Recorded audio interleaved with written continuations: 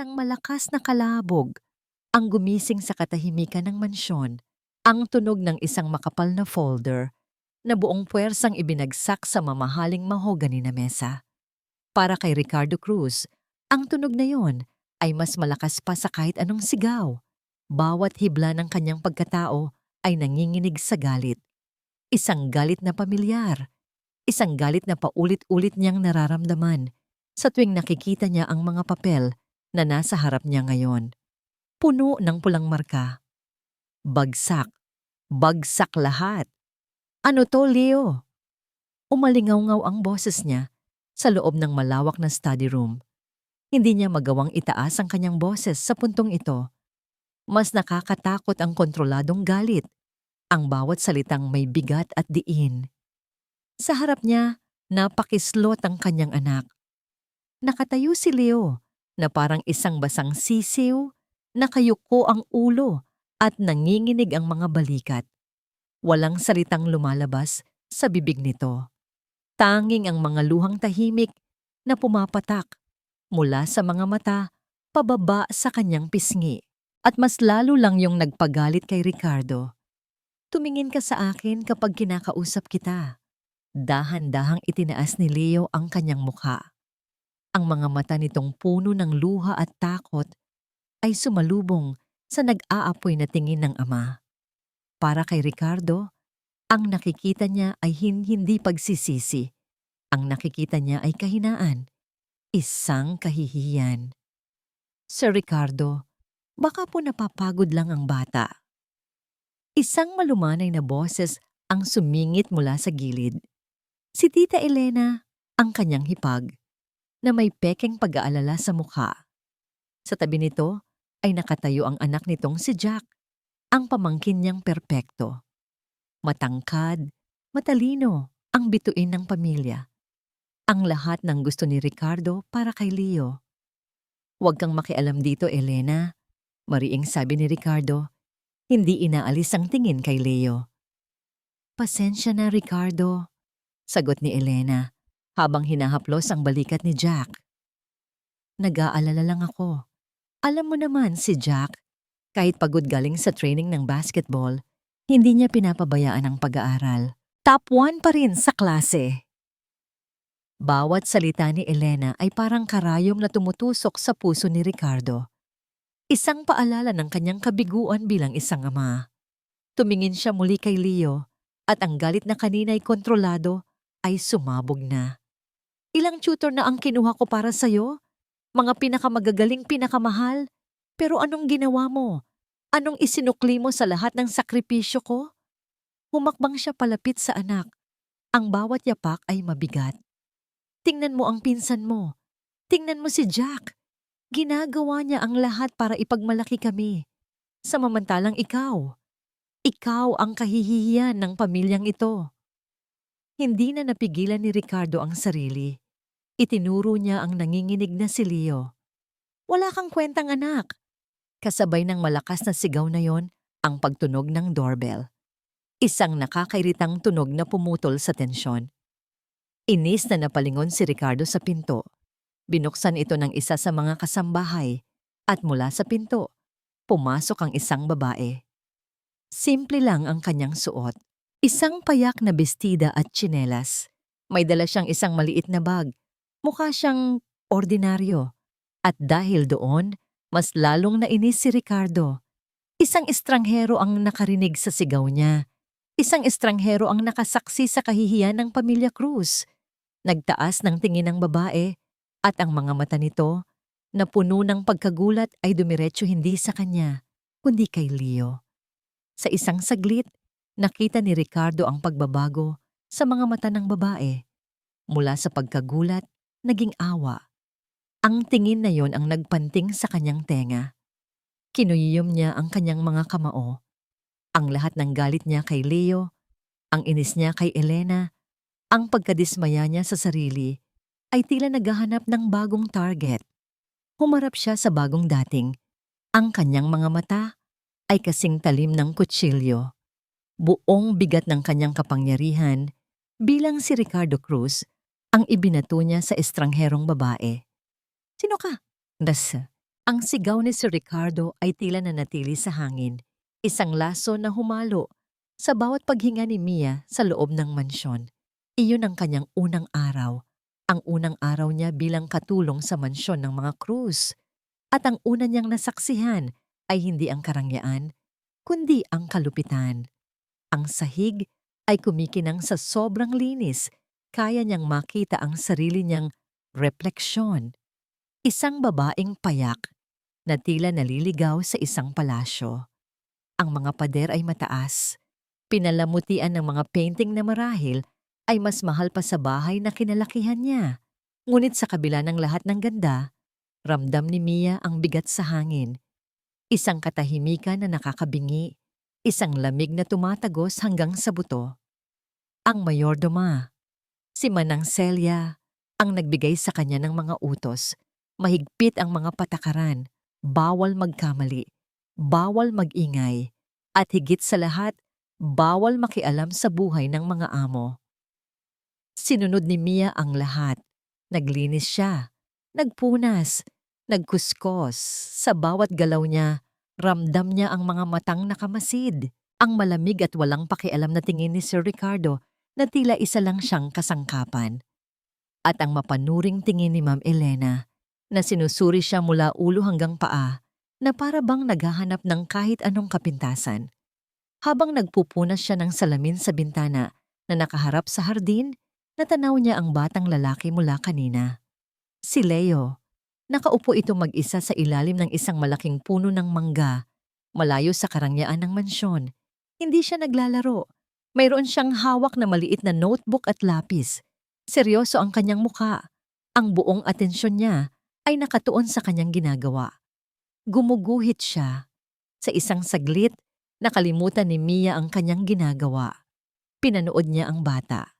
May isang kapayapaan sa mukha ni Leo habang ito'y gumuguhit. Isang kapayapaan na wala sa loob ng bahay na ito. Biglang nag-angat ng tingin si Leo at nagtama ang kanilang mga mata. Agad-agad, para itong isang ibon na nagulat. Ang kapayapaan sa mukha niya ay napalitan ng takot. Mabilis niyang isinara ang notebook. Niyakap ito ng mahigpit sa kanyang dibdib at nagmamadaling tumakbo papasok sa loob na para bang nahuli sa isang kasalanan. Napabuntong hininga na lang si Mia. Anong klaseng mundo meron ang batang iyon kung saan ang isang simpleng pagguhit ay kailangan pang itago? Ipinagpatuloy niya ang kanyang trabaho hanggang sa sinabi sa kanya ni Manang Celia na linisin ang kwarto ni Leo. Pagpasok niya sa silid, muli siyang sinalubong ng lamig. Malinis at maayos ang kwarto, pero walang buhay. Ang mga libro sa estante ay mukhang hindi pa nabubuklat. Ang mga mamahaling laruan sa isang sulok ay puno ng alikabok.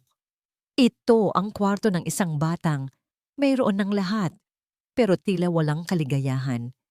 Sinimulan niyang pulutin ang mga basura, mga balat ng candy, mga lumang papel, hanggang sa napansin niya ang isang lukot na papel sa loob ng basurahan. Isang ordinaryong lukot na papel lang, ngunit may kung anong nag-udyok sa kanya na kunin ito. Nag-alinlangan siya. Mali ito. Paglabag sa privacy. Ngunit nanaig ang kanyang kuryosidad. Ang alaala ng malungkot na mga mata ng bata kanina. Dahan-dahan, maingat niyang binuklat ang papel. Hindi ito basta isang papel. Isa itong drawing. At hindi ito basta isang drawing. Nakatitig siya sa isang perpektong iginuhit na ibon. Isang agila na nakabuka ang mga pakpak, handa ng lumipad. Bawat detalye ng balahibo ay buhay na buhay. Ang mga mata ng ibon ay matapang at malaya. Ito ay gawa ng isang tunay na may talento. At sa ilalim ng larawan, merong dalawang salitang nakasulat. Nanginginig ang pagkakasulat, puno ng diin na halos mapunit na ang papel. Hindi ako bobo. Parang may kung anong kumurot sa puso ni Mia. Bigla niyang naintindihan ng lahat. Ang takot sa mga mata ng bata, ang kahihiyan, ang sikretong itinatago niya sa kanyang notebook. Ang batang ito ay hindi bobo. Siya ay isang artist. Isang artist na nabubuhay sa isang mundong hindi nakikita ang kanyang tunay na halaga. Dahan-dahan niyang pinatag ang papel, hinaplos ito na para bang isang mamahaling bagay. Maingat niya itong itinupi at itinago sa bulsa ng kanyang apron. Pakiramdam niya, hindi lang isang papel ang kanyang itinatago, kundi isang piraso ng kaluluwa ng isang batang nasasaktan. Nakatayo lang siya roon, hawak ang sikretong iyon, nang biglang bumukas ang pinto. Pumasok si Leo. Natigilan ito nang makita siya. Nakatayo sa tabi mismo ng basurahan niya. Ang mga mata ng bata ay nanlaki sa gulat. At pagkatapos ay napuno ng hinala at takot. Tumingin ito sa kanya. Ang boses ay mahina at nanginginig. Anong ginagawa mo dyan? Kaya mo dyan? Nanigas sa kinauupuan niya si Leo. Ang tanong ng bagong katulong ay parang isang malakas na kulog sa pandinig niya. Anong ginagawa mo dyan? Nahuli siya. Nahuli siya ng estrangherong ito. Tiyak na isusumbong siya nito kay Papa. Sasabihin nito na nag-aaksaya lang siya ng oras sa pagguhit imbes na mag-aral. At magagalit na naman si Papa. Sisigawan na naman siya. Wala po. Nauutal niyang sagot. Habang ang mga mata niya ay desperadong naghahanap ng madadaanan para makatakas. Pero hindi umalis ang babae. Dahan-dahan itong lumuhod para magpantay ang kanilang mga mata. May kakaiba sa tingin nito. Hindi ito nanunumbat. Hindi ito nanghuhusga. Nakita ko ang ginawa mo. Mahinang sabi ng babae na ngayon ay kilala niya bilang si Mia. Napalunok si Leo. Ito na. Katapusan na niya. Pero imbes na sigawan siya, may kinuha si Mia mula sa bulsa ng kanyang apron. Ang lukot na papel. Ang sikreto niya. Ang galing, sabi ni Mia. At sa boses nito, walang halong biro. Hindi lang ito basta drawing. May buhay. Ramdam ko ang pangarap ng ibon na makalipad. Natigilan si Leo. Walang sino man ang nagsabi niyon sa kanya dati. Para kay Papa, ang pagguhit ay basura. Para kay Tita Elena, ito ay pag-aaksaya ng oras. Para kay Jack, ito ay katawa-tawa. Pero para sa bagong katulong na ito, ang gawa niya ay may buhay. Isusumbong mo ako kay Papa? Iyon ang unang lumabas sa bibig niya. Ang boses ay puno pa rin ng takot. Umiling si Mia at isang maliit na ngiti ang sumilay sa kanyang mga labi. Bakit ko naman isusumbong ang isang napakagandang sining? Itinuro niya ang ibon sa papel. Paano mo ito nagawa? Ang ganda ng bawat detalye. Sa unang pagkakataon, may isang taong nagtanong sa kanya tungkol sa kanyang sining. Sa unang pagkakataon, may isang taong nakita ang halaga nito. At sa sandaling iyon, ang pader na matagal nang binuo ni Leo sa paligid ng kanyang puso ay nagsimulang magkaroon ng siwang. Iyon ang naging simula ng kanilang sikreto. Sa mga sumunod na araw, ang paglilinis ni Mia sa kwarto ni Leo ay naging kanilang sikretong oras ng pag-aaral. Pero hindi ito ang pag-aaral na kinamumuhian ni Leo. Ito ay iba. Isang hapon, habang nakaupo sila sa sahig ng hardin, tinuruan siya ni Mia ng multiplication. Pero hindi sila gumamit ng libro. Gumamit sila ng mga bato. Isipin mo, Leo, sabi ni Mia habang inaayos ang maliliit na bato sa mga hilera. Ang bawat hilera ay isang grupo ng mga sundalo. Kung mayroon kang 3 hilera at bawat isa ay may 5 sundalo, ilang sundalo lahat-lahat? Para kay Leo, hindi na yun numero. Naging kwento ito. Naging larawan sa isip niya.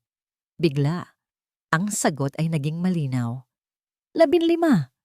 Ngumiti si Mia. Tama. Ganyan lang kadali. At sa pagkakataong yon, isang tunog ang naririnig sa hardin na matagal nang hindi naririnig mula kay Leo.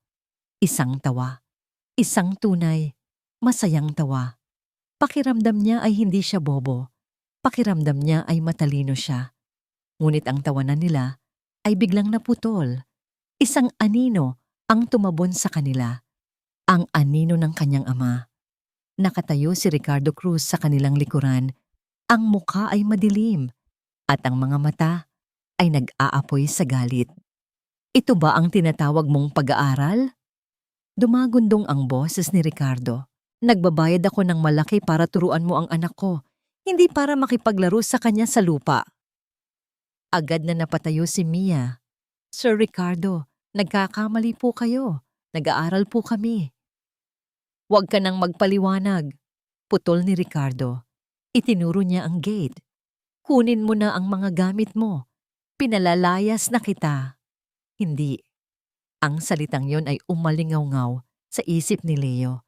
Hindi pwedeng umalis si Mia. Siya lang. Siya lang ang nag-iisang taong nakakaintindi sa kanya. Habang nagmamakaawa si Mia at habang papalapit na ang ama niya para kaladkarin ito, isang bagay ang pumutok sa loob ni Leo. Ang takot na nararamdaman niya para sa kanyang ama ay biglang nalampasan ng mas malaking takot. Ang takot na muling maiwang mag-isa sa dilim. Humakbang siya pasulong. Humarang siya sa pagitan ng kanyang ama at ni Mia. Nanginginig ang buo niyang katawan pero itinaas niya ang kanyang ulo. Hindi kami naglalaro. Sigaw niya Eguia. Ang boses ay basag pero puno ng determinasyon na kahit siya ay nagulat. Nag-aaral kami. Natigilan si Ricardo. Napatingin ito sa kanya na parabang ngayon lang siya nakita. Pinagpatuloy ni Leo. Ang mga luha ay nagsisimula ng mamuo sa kanyang mga mata. Siya lang ang nakakaintindi sa akin. Siya lang ang nagturo sa akin na hindi ako bobo. Isang nakakabinging katahimikan ang bumalot sa kanila. Ang gulat sa mukha ni Ricardo ay dahan-dahang napalitan ng isang malamig at mapanuring tingin. Tiningnan niya si Mia, pagkatapos ay si Leo.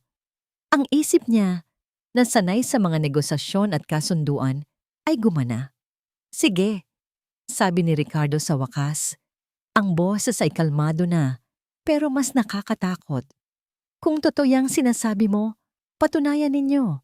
Lumapit siya kay Leo. Ang National Quiz Bee ay sa loob ng 2 linggo. Makakalaban mo si Jack. Tumingin siya kay Mia. Ang mga mata ay parang yelo. Gawin mong kampeon ng anak ko. Napasinghap si Mia. Pero sir, 2 linggo lang po. Hindi siya pinansin ni Ricardo. Nakatitig lang ito sa kanya. Ang bawat salita ay isang banta. Patunayan mo. Kung matalo si Leo, hindi ka lang mawawalan ng trabaho. Sisirain ko ang pangalan mo. Ang kasunduan ay parang isang espadang nakabitin sa ibabaw ng ulo ni Mia. 2 linggo, 14 na araw para baguhin ang isang bata na buong buhay niyang pinaramdam na wala siyang halaga. Pero habang tinitingnan niya si Leo, na ngayon ay may bagong kislap sa mga mata, alam ni Mia na hindi siya pwedeng sumuko, hindi para sa trabaho, kundi para sa batang ito. Naging kampo militar nila ang silid-aklataning mansyon. Ngunit ang kanilang mga sandata ay hindi mga makakapal na libro, kundi mga colored pencil, kartulina, at gunting. Para kay Mia, ang pag-aaral ay hindi dapat parusa. Ito ay dapat isang pakikipagsapalaran. Ginawa nilang isang malaking mapa ng kayamanan, ang buong Asya para sa heograpiya. Bawat kabisera ay isang hiyas na kailangan nilang hanapin. Ang history naman ay naging isang mahabang comic strip na iginuhit nila sa isang scroll ng papel kung saan bida ang mga bayani ng Pilipinas. Maging ang matematika ay naging laro, isang paligsahan kung sino ang mas mabilis na makakasolve ng problema para makakuha ng puntos. At sa bawat araw na lumilipas, unti-unting lumalabas ang tunay na Leo. Ang batang dating laging nakayuko ay natuto ng magtaas ng noo. Ang dating tahimik ay nagsimula ng magtanong, magbahagi ng kanyang mga ideya. At higit sa lahat, ang mga guhit niya ay hindi na niya itinatago. Ipinapakita na niya ito kay Mia ng may ngiti. Isang gabi, sa hapagkainan, Ang tensyon ay halos mahihigop. Naroon si Sir Ricardo, si Tita Elena, at si Jack. Tahimik lang na kumakain si Leo, gaya ng dati. Biglang nagsalita si Tita Elena. Ang boses ay matamis, ngunit may bahid ng lason. Jack, iho, kamusta na ang review mo para sa Quiz B? Nabalitaan ko, ang tatanungin daw ay tungkol sa mga world leaders. It's okay, ma'am. Madali lang yon. Mayabang na sagot ni Jack. Alam ko na kung sino ang Prime Minister ng Japan. Nagkunwaring nag-iisip si Elena. Sino nga ulit yung babaeng naging unang-unang Prime Minister ng United Kingdom? Yung tinatawag na Iron Lady? Natigilan si Jack. Kumunot ang noo nito, halatang walang ideya. I forgot her name. Tumingin si Elena kay Ricardo na para bang sinasabing, "See, kahit ang anak ko ay nakakalimot." Pero bago pa man may makapagsalita, isang mahinang boses ang sumagot mula sa kabilang dulo ng mesa. Margaret Thatcher po, sabi ni Leo, hindi nakatingin sa kanila, pero malinaw ang kanyang boses. Tinawag siyang Iron Lady dahil sa kanyang matigas na paninindigan at leadership style. Natigil ang lahat. Napatingin si Tita Elena kay Leo, nagulat na gulat. Maging si Jack ay napanganga.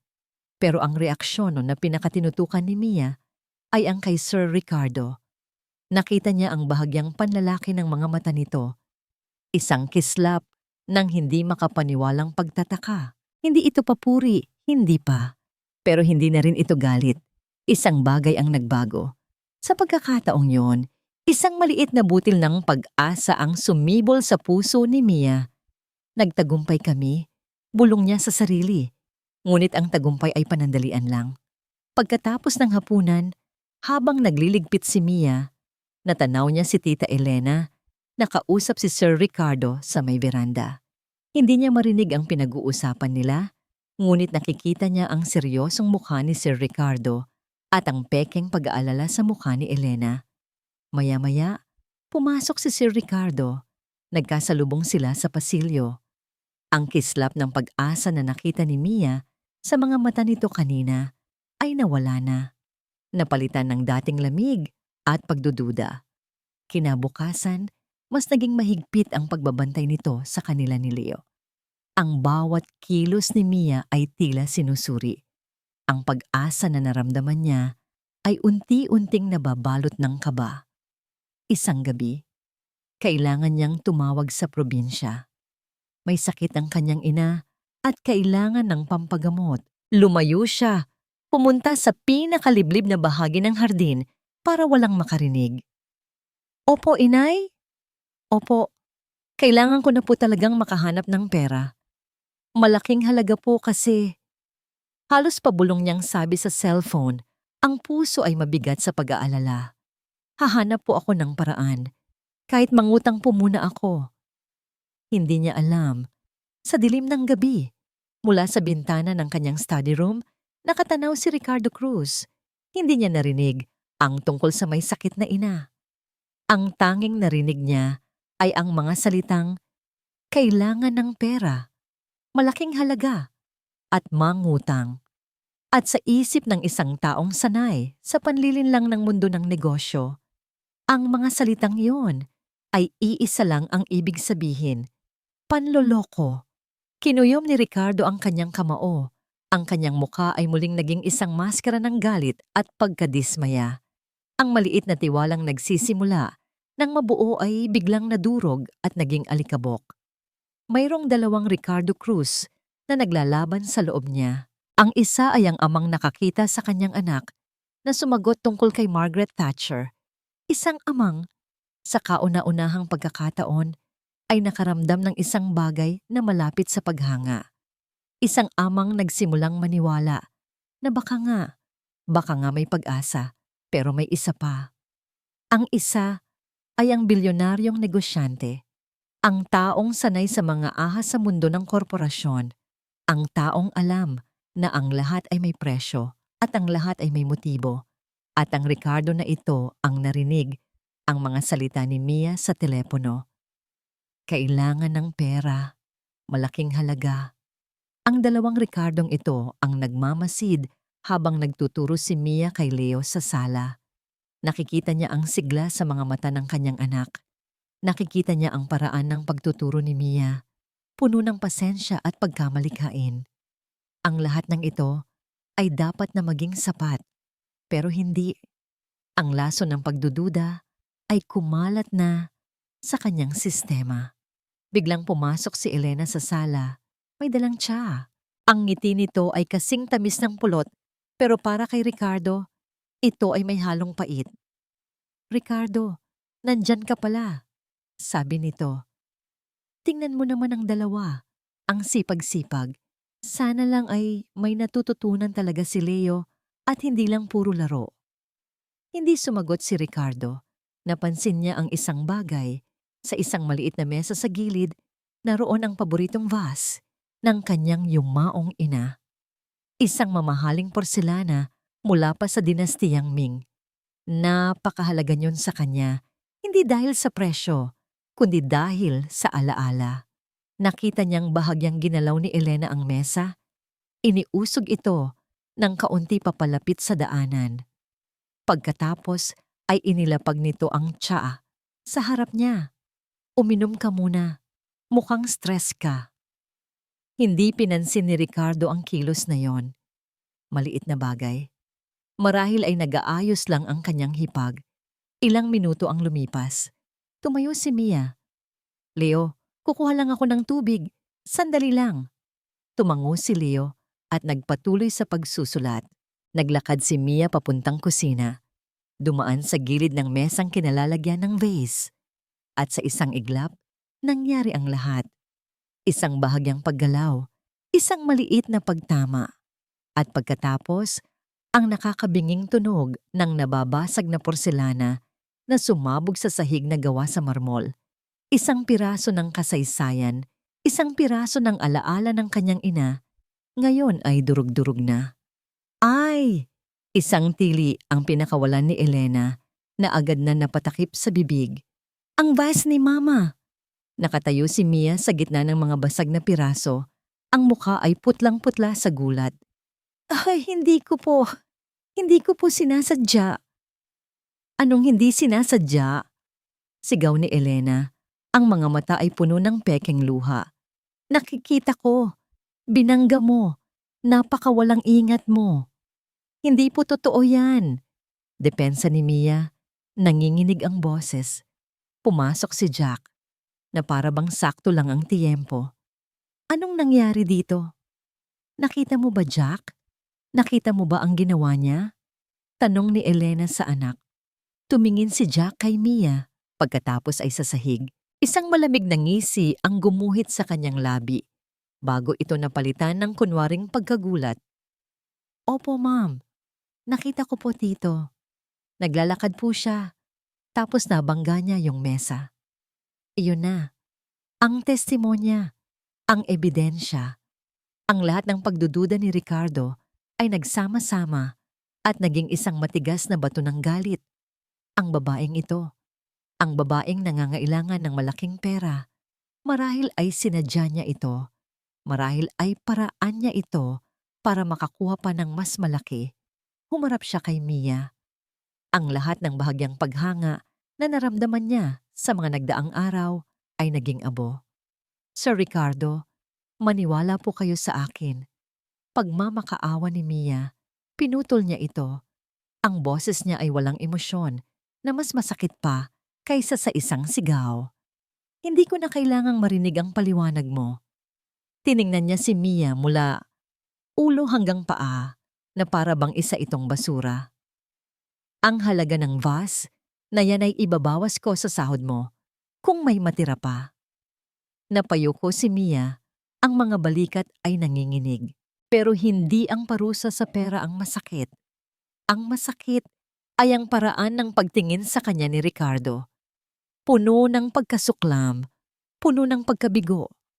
"Akala ko iba ka." Ang apat na salitang iyon ay tumusok sa puso ni Mia na parang punyal. Ngunit sa gitna ng pananahimik, isang boses ang sumigaw. Isang boses na puno ng galit at desperasyon. Sinanggaling si Tita Elena. Lahat sila ay napalingon kay Leo. Nakatayo ito, ang maliliit niyang mga kamao ay nakakuyom. Nakatingin ito ng diretso sa kanyang ama. Ang mga mata ay nag-aapoy. Nakita ko. Inusog niya yung mesa kanina. Sinadya niya yon. Natigilan si Ricardo. Sa isang saglit, nag-alinlangan siya. Ngunit ang Ricardo na negosyante, ang Ricardong laging tama, ang nanaig. Pati ang anak ko, tinuruan mo ng magsinungaling. Naisip niya. Humarap siya kay Leo at sa sobrang galit, hindi na niya napigilan ang sarili. Isang malakas na sampal ang dumapo sa pisngi ng kanyang anak. Pak! Ang tunog ay umalingaw-ngaw sa buong sala, mas malakas pa kaysa sa tunog ng nabasag na vase. Napahawak si Leo sa kanyang pisngi. Ang mga mata ay nalalaki sa gulat at sakit. Tumahimik ka, sabi ni Ricardo. Ang boses ay isang mapanganib na bulong. At huwag na huwag mong pagsasalitaan ng ganyan ang tita mo. Ang sampal na yon ay hindi lang dumapo sa pisngi ni Leo.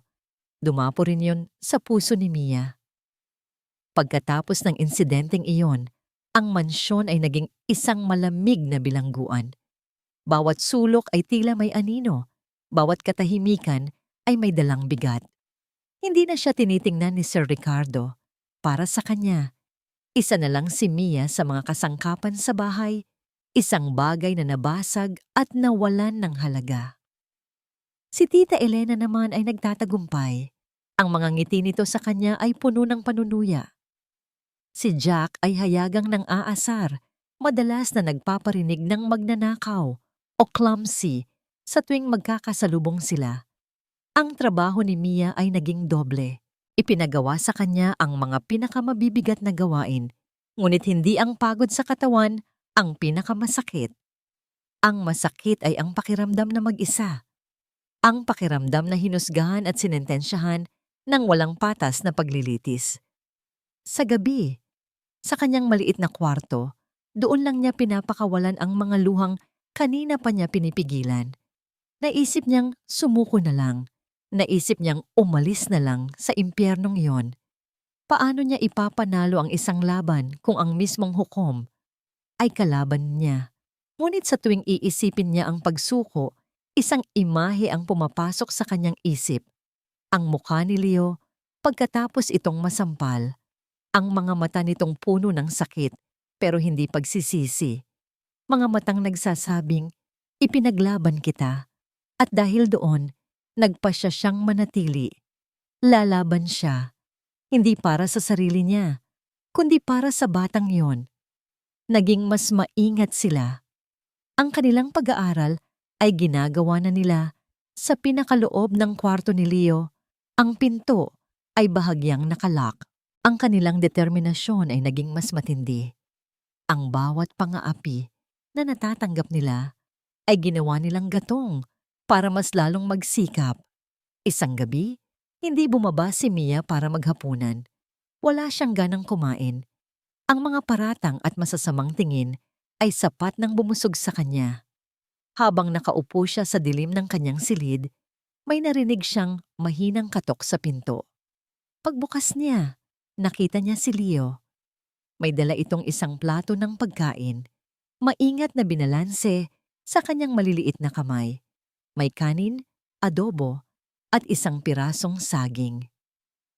Hindi po kayo bumaba, mahinang sabi ng bata. Iniiwasan ang kanyang tingin. Tago ko po itong kinuha sa kusina. Isang mainit na likido ang biglang kumalat sa dibdib ni Mia. Tinutunaw ang lahat ng lamig at sakit na nararamdaman niya. Sa gitna ng lahat ng lason sa bahay na ito, naroon ang batang ito. Isang purong kabutihan. Lumuhod siya para magpantay sila. Salamat, Leo. Salamat. Hindi na niya napigilan ang isang butil ng luha na pumatak mula sa kanyang mata. Agad niya itong pinunasan, pero nakita na ito ni Leo. Teacher Mia, sabi ng bata. At sa pagkakataong ito, tumingin na ito ng diretso sa kanya. Ang mga mata nito ay seryoso at puno ng isang bagay na hindi niya inaasahan, lakas. Naniniwala po ako sa inyo. Ang simpleng pangungusap na yon ay mas malakas pa sa kahit anong sigaw ng paninisi. Iyon ang naging kalasag ni Mia. Iyon ang nagbigay sa kanya ng lakas para harapin ang bawat bagong araw. Sa kabilang dako ng mansyon, si Ricardo Cruz ay hindi matahimik. Sinubukan niyang balewalain ang sigaw ng kanyang anak. Sinubukan niyang kumbinsihin ang sarili na tama ang kanyang ginawa. Ngunit ang imahe ni Leo na sumisigaw ng sinungaling si Tita Elena ay paulit-ulit na bumabalik sa kanyang isipan. Sa ngalan ng katarungan, pinuntahan niya ang security room para tingnan ang CCTV footage. Ngunit, sa hindi maipaliwanag na dahilan, ang anggulo ng kamera sa sala noong oras na yon ay aksidenteng natakpan ng isang halaman na tila naiusog. Walang ebidensya. Ang kawalan ng ebidensya ay mas lalong nagpagulo sa kanyang isip. Sa araw, pinapanood niya sina Mia at Leo mula sa malayo. Nakikita niya ang hindi maikakailang pagbabago sa kanyang anak. Mas alerto na ito, mas mabilis nang sumagot. Minsan, nadadaanan niya ang kwarto ni Leo at naririnig niya ang masayang pagtatalo ng dalawa tungkol sa mga planeta o sa mga elemento ng periodic table. Ang isang bahagi niya ay natutuwa. Ang Ricardo na ama ay natutuwa. Ngunit ang Ricardo na nasaktan at napaniwalang niloko ay laging bumubulong. Parte lahat yan ng plano niya. Ginagamit niya ang anak mo. Ang kamandag ay hindi lang kumakalat sa paligid. Kumakalat na rin ito sa loob niya. Isang digmaan sa pagitan ng nakikita ng kanyang mga mata at ng ibinubulong ng kanyang pagdududa. Isang gabi, habang naglalakad si Mia pabalik sa kanyang kwarto, nakita niya si Tita Elena sa dulo ng pasilyo. May kausap ito sa cellphone. Ang boses ay pabulong ngunit may diin. Gawin mo na mamayang gabi, narinig ni Mia na sabi ni Elena. Siguraduhin mong walang palya. Kailangan na nating tapusin ito bago pa ang araw ng kompetisyon. Napatago si Mia sa likod ng isang poste. Ang puso niya ay biglang kumabog ng malakas. Anong binabalak niya? Sino ang kausap niya? Nang makaalis si Elena, dahan-dahang naglakad si Mia patungo sa kanyang kwarto. Ang isip ay puno ng pag-aalala. Isang masamang premonisyon ang bumalot sa kanya. Pakiramdam niya, ang insidente sa VAS ay isang babala lamang. Ang tunay na bagyo ay paparating pa lang. Pagdating niya sa kanyang pinto, hinawakan niya ang doorknob para buksan ito. Hindi ito bumubukas. Sinubukan niya ulit, mas malakas. Nakalock. Ngunit hindi niya ito nilock. Sinubukan niyang pihitin ang susi mula sa loob, pero walang susian sa labas. Doon niya napagtanto. Ang pinto ay nakalock mula sa labas. Kinilabutan siya. Sinubukan niyang kalampagin ang pinto, pero makapal ito at soundproof. Walang makakarinig sa kanya. Nilibot niya ng tingin ang kanyang maliit na silid. Walang ibang daan palabas. Ikinulong siya. Ikinulong siya sa gabi, bago ang pinakamahalagang araw para kay Leo. Nanginginig na napasandal si Mia sa pinto. Ang katotohanan ay tila isang malamig na sampal sa kanyang mukha. May mali. Iyon ang unang pumasok sa isip ni Leo. Hinihintay niya si Teacher Mia para sa kanilang huling review. 8:00 na ng gabi, pero wala pa rin ito. Hindi kailanman na late si Mi. Kahit minsan, kinakabahan siya para sa kompetisyon kinabukasan. Pero mas kinakabahan siya ngayon. Isang malamig na takot ang gumapang sa kanyang sikmura. Lumabas siya ng kwarto at dahan-dahang naglakad papunta sa servants' quarters. Madilim at tahimik ang pasilyo. Kumatok siya sa pinto ni Mia. Teacher Mia? Walang sagot. Kumatok siya ulit mas malakas. Teacher? Katahimikan lang ang isinagot sa kanya. Bigla, isang sigaw ang bumasag sa katahimikan ng mansyon. Isang sigaw na puno ng gulat at takot. Galing ito sa kwarto ng kanyang Tita Elena. Agad na nagtakbuhan ang mga katulong. Lumabas ang kanyang papa mula sa study room. Ang mukha ay nag-aalala. Sumunod si Leo. Ang puso niya ay kumakabog. Pagdating nila sa kwarto, nakita nila si Tita Elena na nakaupo sa sahig, umiiyak. Ang mga drawer ng kanyang aparador ng alahas ay nakabukas at magulo. Ricardo, ang kwintas ko, ang diamond necklace na bigay pa sa akin ni Mama. Humagulgol ito. Nawawala. Naging tensyonado ang buong paligid. Agad na nag-utos ang kanyang papa na halughugin ang buong mansyon at tanungin ang lahat ng katulong. Isa-isa silang tinanong, ngunit lahat ay nagsasabing wala silang alam. Imposibleng walang nakakaalam, sigaw ni Elena. Tumingin ito sa paligid at ang mga mata nito ay tumigil sa isang direksyon. Sa direksyon ng servants' quarters. Teka, nasaan si Mia? Lahat ng mga mata ay napunta sa kanya. Popo, tanong ng mayordoma. Ang bago mong katulong. Nasaan siya? Kanina ko pa siya hindi nakikita. Mariing sabi ni Elena. Ang takot sa dibdib ni Leo ay naging isang buong bagyo. Nasa kwarto po niya siya. Mabilis niyang sabi. Kanina ko pa po siya kinakatok pero ayaw niya pong buksan.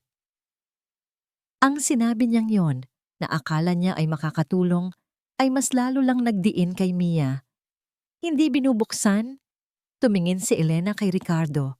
Ang mga mata ay puno ng akusasyon. Bakit ayaw niyang buksan? Ricardo, may tinatago siya. Parang isang kidlat na kumilos si Ricardo. Ang pagdududa na matagal na niyang itinatago ay sumabog. Nagmarcha siya papunta sa kwarto ni Mia, kasunod ang lahat. Mia, buksan mo ang pinto! Sigaw niya. Walang sagot. Mia, katahimikan pa rin. Sirain niyo ang pinto. Utos niya sa dalawang security guard. Papa, huwag po. Sigaw ni Leo. Sinusubukang harangan ng ama. Pero isang malakas na kamay ang humawak sa balikat niya at itinabi siya. Si Jack, na may ngiting tagumpay sa labi. Isang malakas na sipa. 2. Sa ikatlo, bumigay ang pinto. Bumungad sa kanila si Mia, nakatayo sa gitna ng kwarto. Ang mukha niya ay putlang-putla. Ang mga mata ay puno ng gulat at takot. Kitang-kita sa mukha niya ang pagkalito. Anong nangyayari? Hindi siya sinagot ni Ricardo. Pumasok ito sa loob. Ang mga mata ay parang agilang naghahanap ng biktima. Tiningnan nito ang ilalim ng kama, ang maliit na aparador. At pagkatapos, ang bag ni Mia na nakasabit sa likod ng pinto. Kinuha ito ni Ricardo. Sa isang mabilis na galaw, ibinuhos niya ang lahat ng laman nito sa sahig. Nahulog ang suklay, ang pitaka, ang lumang cellphone, isang panyo, at isang kumikinang na bagay. Isang bagay na kumislap sa ilalim ng ilaw. Ang diamond necklace, natigil ang paghinga ng lahat. Para kay Leo, ang mundo ay gumuho.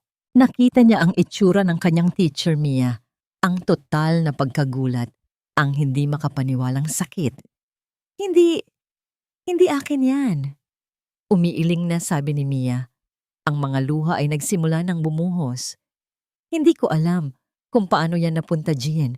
Maniwala po kayo. Pero huli na ang lahat. Ang mukha ng kanyang papa ay naging isang maskara ng purong galit. Isang galit na mas malala pa sa lahat ng galit na nakita niya. Ito ay galit ng isang taong pinagtaksilan. Lumapit ito kay Mia. Ang bawat hakbang ay mabigat. Kinuha nito ang kwintas. Magnanakaw, sabi ni Ricardo. Ang boses ay malamig at walang awa. Hindi lang isang sinungaling, isang magnanakaw. Hindi po. Humagulgol si Mia. Napaluhod na ito sa sahig. Sinubukan niyang abutin ang paa ng kanyang papa. Sir Ricardo, maawa po kayo. Wala po akong kasalanan. Pero tinabig lang ni Ricardo ang kamay nito.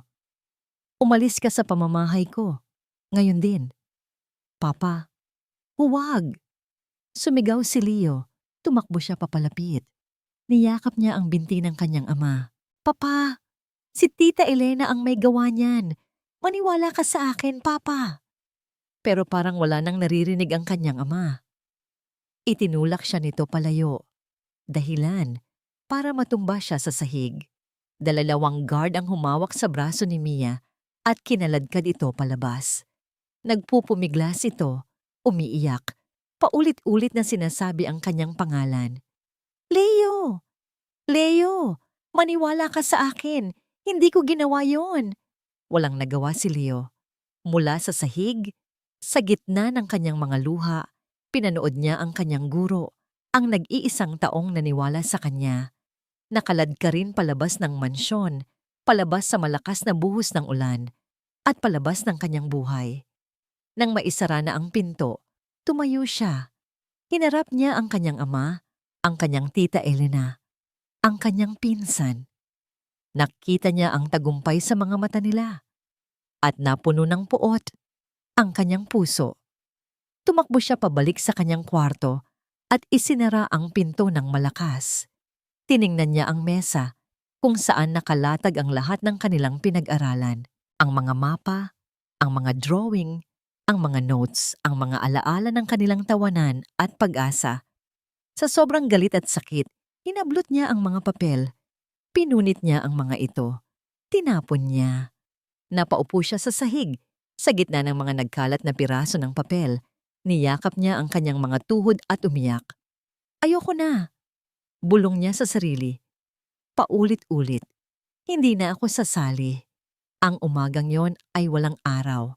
Ang kalangitan ay kulay abo, na bumabagay sa nararamdaman ni Ricardo. Walang tagumpay sa nangyari kagabi. Tanging isang mapait na lasa ng pagkakanulo. Tiningnan niya ang kanyang anak sa hapagkainan. Si Leo ay parang isang multo. Tahimik, maputla, at ang mga mata ay walang buhay. Hindi nito ginalaw ang pagkain. Hindi ako sasali. Iyon ang tanging sinabi ni Leo nang paalalahanan niya ito tungkol sa quiz bee. Sasali ka, mariing sagot ni Ricardo. Ayokong mapahiya sa harap ng lahat. Pagkatapos nito, hindi na kita pipilitin pa sa kahit ano. Iyon ay isang kasinungalingan, pero kailangan niyang sabihin. Ang hindi pagsipot ni Leo ay isang kahihiyan para sa pangalan ng mga Cruz. Nakarating sila sa venue ng kompetisyon, isang malaking auditorium na puno ng mga estudyante, magulang at kamera. Nakita niya si Elena at si Jack sa kanilang pwesto, kumakaway na may malapad na ngiti. Nasuklam si Ricardo sa nakita niya, ngunit itinago niya ito sa likod ng isang seryosong mukha. Pinaupo niya si Leo sa nakalaang upuan nito sa entablado. Ang kanyang anak ay parang isang robot na sumusunod na lang sa utos. Nagsimula ang paligsahan. Sa unang round, halatang walang gana si Leo. Sumasagot siya, pero walang sigla. Nakakakuha siya ng tamang sagot, ngunit laging isang segundo lang ang pagitan sa pagpindot niya ng buzzer at ni Jack. Tila naglalaro lang ito, sapat lang para hindi mapag-iwanan. Si Ricardo ay hindi mapakali sa kanyang upuan. Isang bahagi niya ay gustong manalo si Leo para patunayan sa sarili na tama ang naging desisyon niya. Pero isang bahagi rin ang nakakaramdam ng matinding kirot sa tuwing titingnan niya ang walang emosyong mukha ng kanyang anak. Round 2, Round 3, ang laban ay naging mahigpit sa pagitan ni Leo at Jack. Tabla ang kanilang puntos. Ang lahat ay magkakatalo sa huling tanong. Ang final round. Para sa ating kampyonato, anunsyo ng host, ang boses ay puno ng kagalakan. Ang ating final question ay hindi isang ordinaryong tanong. Ito ay isang pagsubok sa bilis ng pag-iisip at pagiging malikhain. Ito po ay isang visual riddle. Isang malaking screen ang bumaba sa likod ng mga kalahok. Nagkaroon ng bulungan sa mga manonood. Anong klaseng tanong yon? Sa entablado, kitang-kita ni Ricardo ang pagbabago sa reaksyon ng dalawang bata. Si Jack, na kanina'y mayabang, ay biglang natigilan. Kumunot ang noo nito, ang muka ay nagpapakita ng pagkalito, at kaunting panik. Sanay siyang magmemorya ng mga sagot mula sa libro, hindi sa mga larawan. Ngunit si Leo, na kanina'y parang patay, ay biglang nag-angat ng tingin sa screen. At sa unang pagkakataon, sa buong araw na yon, nakita ni Ricardo ang isang kislap sa mga mata ng kanyang anak. Isang pamilyar na kislap. Ang kislap na nakikita niya noon kapag kasama nito si Mia. Lumabas sa screen ang isang komplikadong larawan. Isang puno na ang mga sanga ay mga numero, isang ilog na gawa sa mga letra, isang araw na may mga simbolo ng matematika sa loob.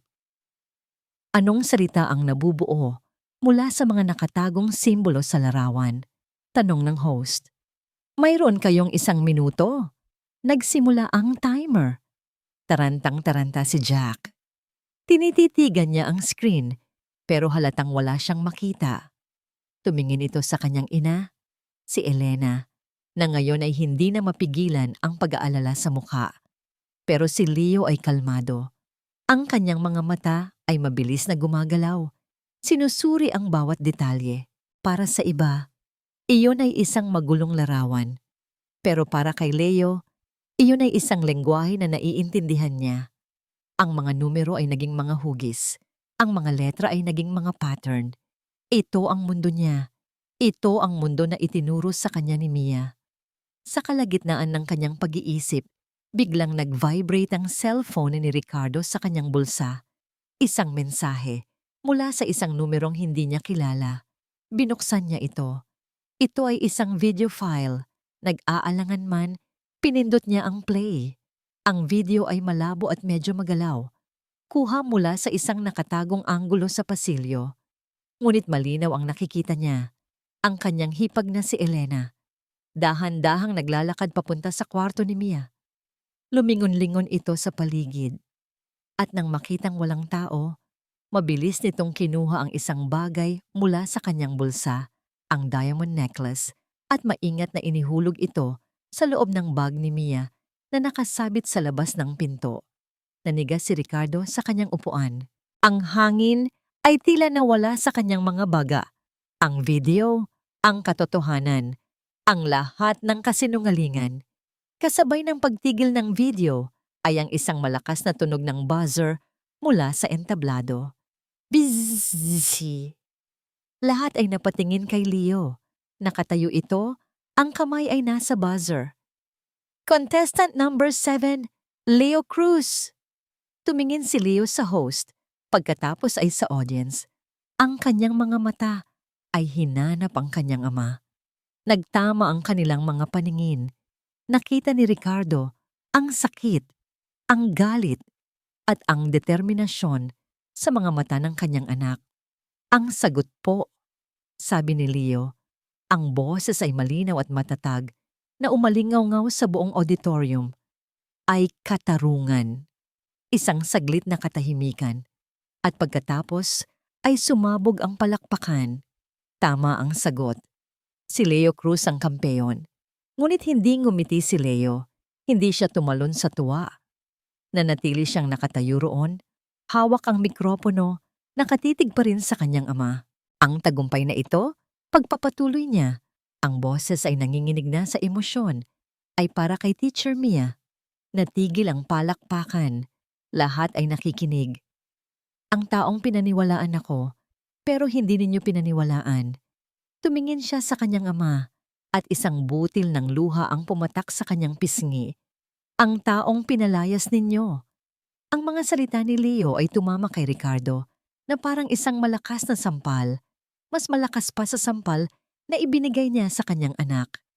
Ang palakpakan sa paligid ay unti-unting humina hanggang sa naging isang malayong ugong na lang sa kanyang pandinig. Ang tanging malinaw ay ang mga matang nakatitig sa kanya. Ang mga mata ng kanyang anak, puno ng panunumbat at sakit. Gumuho ang mundo ni Ricardo, hindi dahil sa kahihiyan sa harap ng maraming tao, kundi dahil sa bigat ng katotohanang sumampal sa kanya. Ang video sa kanyang cellphone, ang salitang katarungan, ang tagumpay ng kanyang anak na isinilang mula sa isang malaking kasinungalingan na siya mismo ang gumawa. Hindi na niya alam kung paano siya nakaalis sa auditorium. Ang alam lang niya, pagdating nila sa mansyon, hinarap niya si Elena. Ipinakita niya ang video. Walang nagawa ang kanyang hipag, kundi mamutla at umamin sa lahat. Ang inggit, ang takot na mapag-iwanan ng kanyang anak, ang kasakiman, iyon ang mga nagtulak sa kanya. Sa araw na yon, pinalayas ni Ricardo si Elena at si Jack sa kanyang pamamahay at sa kanyang buhay, kasama ang isang banta na kung magpapakita pa sila, ipapakita niya ang video sa pulis. Ngunit ang pagpapaalis sa kanila ay hindi nagbigay ng ginhawa dahil ang pinakamalaking kasalanan ay hindi sa kanila, kundi sa kanya. Siya ang hukom na hindi nakinig. Siya ang amang hindi naniwala sa sarili niyang anak. Umakyat siya sa kwarto ni Leo. Kumatok siya, ngunit walang sumasagot. Dahan-dahan niyang pinihit ang doorknob. Hindi ito nakalock. Nakita niya si Leo, nakaupo sa sahig, sa gitna ng mga punit-punit na papel na kanilang pinag-aralan. Tahimik itong umiiyak. Umupo si Ricardo sa sahig, hindi kalayuan sa kanyang anak. Walang salitang lumabas sa kanyang bibig. Ano nga ba ang sasabihin niya? Anong salita ang kayang maghilom sa sugat na siya mismo ang gumawa? Napansin niya ang isang maliit na portfolio sa ilalim ng kama ni Leo. Isang portfolio na hindi pa niya nakikita dati. Dahan-dahan niya itong kinuha at binuksan. Puno ito ng mga drawing. Ang unang pahina ay ang drawing ng isang agila na may sulat na, "Hindi ako bobo."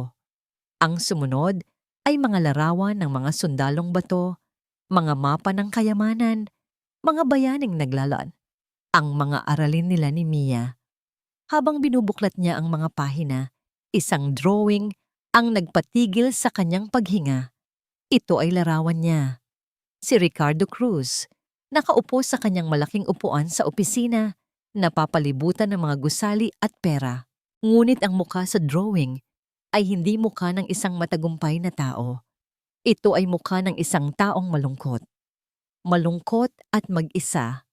Sa ilalim ng drawing, may isang tanong na nakasulat, "Papa, masaya ka ba?" Doon na bumigay ang lahat ng pader na matagal nang binuo ni Ricardo. Ang pagiging matigas, ang pagiging makapangyarihan, ang pagiging perpekto. Sa harap ng tanong na iyon, siya ay naging isang ordinaryong tao lang. Isang amang nagkamali.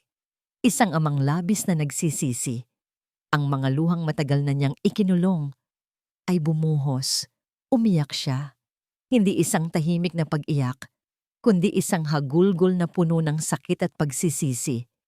Naramdaman niya ang isang maliit na kamay na humawak sa kanyang balikat. Si Leo. Humakbang si Ricardo palapit at, sa unang pagkakataon, sa napakatagal na panahon, niyakap niya ang kanyang anak. Isang yakap na mahigpit, isang yakap na humihingi ng tawad. "Patawarin mo si Papa, anak," humihikbing sabi ni Ricardo. "Patawarin mo ako. Ako ang bobo. Ako ang naging isang walang kwentang ama." Niyakap siya pabalik ni Leo at sa gitna ng kanilang mga luha, nagsimula ang isang mahabang proseso ng paghihilom. Ngunit alam ni Ricardo na hindi pa tapos ang lahat. May isa pa siyang kailangang gawin. Kinabukasan, nagmaneho siya. Hindi papunta sa kanyang opisina sa Makati, kundi sa isang maliit, masikip, at magulong lugar sa Tondo. Itinuro sa kanya ng isa sa mga dating katulong kung saan nakatira si Mia. Iniwan niya ang kanyang mamahaling sasakyan sa kanto at naglakad. Ang mga tao ay napapatingin sa kanya, sa kanyang suot na mamahaling suit na hindi nababagay sa lugar na yon. Ngunit hindi niya iyon ininda. Natagpuan niya ang bahay. Maliit lang ito, gawa sa pinagtagpi-tagping yero at kahoy. Ngunit mula sa maliit na bintana, narinig niya ang isang pamilyar na boses at tawanan ng mga bata. Sumilip siya. Nakita niya si Mia, nakaupo sa isang sahig na semento na papalibutan ng mga batang kalye. Tinuturuan niya ang mga itong magbasa, at magsulat gamit ang mga binasang dyaryo at mga piraso ng uling bilang panulat.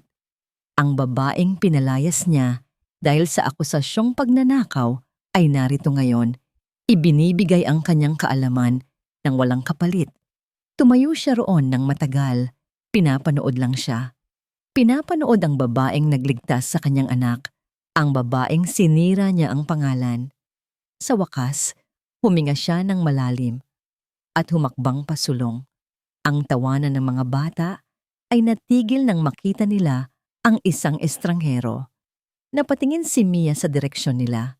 Nang makita niya si Ricardo, ang ngiti sa kanyang mga labi ay dahan-dahang nawala.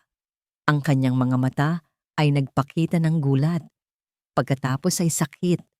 At pagkatapos ay naging blanko na parang isang pader na muling itinayo. Tumayo siya. Pinagpagan ang kanyang bestida. Hinarap niya si Ricardo, hindi bilang isang katulong sa kanyang amo, kundi bilang isang taong kapantay niya. "Sir Ricardo," sabi niya, ang boses ay kalmado ngunit malamig. Ang titulong Sir ay parang isang sampal kay Ricardo. Dati, iyon ang nagpapatunay ng kanyang kapangyarihan. Ngayon, iyon ang nagpapaalala ng kanyang pagkakamali. "Mia," sabi niya, ang boses ay bahagyang nanginginig. "Huwag mo na akong tawaging Sir." Hindi nagsalita si Mia. Naghihintay lang ito. Walang mga inihandang salita si Ricardo. Walang script. Tanging ang katotohanan na bumabara sa kanyang lalamunan. "Patawad," halos pabulong niyang sabi. Itinaas niya ang kanyang tingin para salubungin ang mga mata ni Mia. "Patawarin mo ako. Nalaman ko ang lahat. Ang tungkol sa ginawa ni Elena. Ang tungkol sa lahat." Nagpatuloy siya. Ang bawat salita ay puno ng bigat ng kanyang pagsisisi. "Naging bulag ako, Mia. Bulag sa inggit, sa pride, sa takot na mapahiya. At dahil doon, nasaktan ko ang dalawang taong pinakamahalaga, ang sarili kong anak at ikaw. Ikaw na nagpakita sa akin kung paano siya dapat mahalin." Isang butil ng luha ang pumatak mula sa mata ni Mia, pero agad niya itong pinunasan. "Ang ginawa mo kay Leo," sabi ni Ricardo, "hindi iyon trabaho lang. Iyon ay pagmamalasakit, iyon ay pag-unawa, iyon ay isang bagay na hindi kayang bilhin ng pera ko. Utang ko sa iyo ang buhay ng anak ko." Hinubad niya ang lahat ng kanyang pagiging Ricardo Cruz. Sa sandaling iyon, siya lang ay isang ama na nagpapasalamat, isang taong humihingi ng tawad. "Gusto kong bumalik ka, Mia. Hindi bilang katulong, bilang guro ni Leo, bilang kaibigan ng aming pamilya. Ituturing ka naming kapamilya. Ibabalik ko ang pangalan mo. Ibabalik ko ang lahat ng kinuha sa'yo." Pagkatapos niyang sabihin ang lahat, isang mahabang katahimikan ang namagitan sa kanila. Ang tanging maririnig ay ang ingay ng mga sasakyan sa malayo at ang mahinang pag-ubo ng isa sa mga bata. Tumingin si Mia kay Ricardo. Pagkatapos, tumingin siya sa mga batang nakapaligid sa kanya, na ngayon ay nakatingin sa kanya ng may pag-asa. Hindi siya sumagot agad. Pero sa kauna-unahang pagkakataon, mula nang makita niya si Ricardo, isang maliit, bahagyang nangiti ang sumilay sa kanyang mga labi. Isang nangiting hindi malungkot, hindi masaya.